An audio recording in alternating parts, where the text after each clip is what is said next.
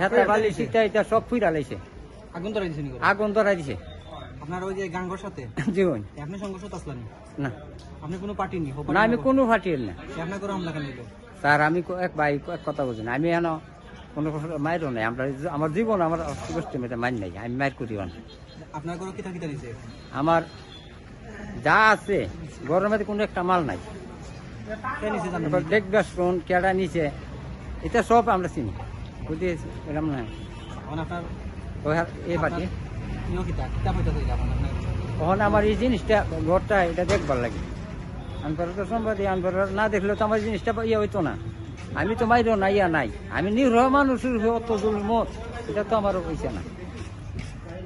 ঘটনা জানেন নি কিতা লাগি? না আমি কইতাম আমরা তো গাঙ্গত আহি। আমাদের এখানে ঘটনাটা হলো, আমাদের যে কাটলাবাড়ির মানুষ ছিল এবং কোম্পানির মানুষ ছিল, তারা সাধারণ একটা ঘটনাকে কেন্দ্র করে মহা পরিমাণ তারা পরিকল্পনাভাবে তারা আমাদেরকে আক্রমণ করে এবং আমাদের দোকানপাট আমাদের যা কিছু আছে সবকিছু লুটপাট করে নিয়ে যায়। সাধারণ টাকা পয়সা। ঘটনাটা কি? সাধারণ ঘটনা হলো আপনার গতকালকে হয়তো হাতাহাতি করছে আমাদের কোম্পানির মানুষ প্লাস কাটলাবাড়ির মানুষ। হাতাহাতি এক পর্যায়ে ওটা বিচার হয়ে গেছিল, সমাধান হয়ে গেছে। হাতাহাতি কোন জায়গায় হয়েছে? হাতাহাতি হয়েছিল আপনার ওই মধুবনের সামনে। শুনেছিলাম মোবাইল সংক্রান্ত। মোবাইল মোবাইল সংক্রান্তই মোবাইল একজন রাখা গেছিল, আরেকজন নিতে আইছিল, দেয় নাই। তারপরে এটাকে এক কথা দুই কথা বলে এটাকে আপনার সাজানো হয়েছে, এটাকে অনেক বড় করা হয়েছে। এখন ঘটনা হয়েছে কালকে রাত্রেও তারা আমরা উপর হামলা করে, হামলা করার পর আমরা এই এক পর্যায়ে সেনাবাহিনী আসার পরে আমাদেরকে ইয়ে করে।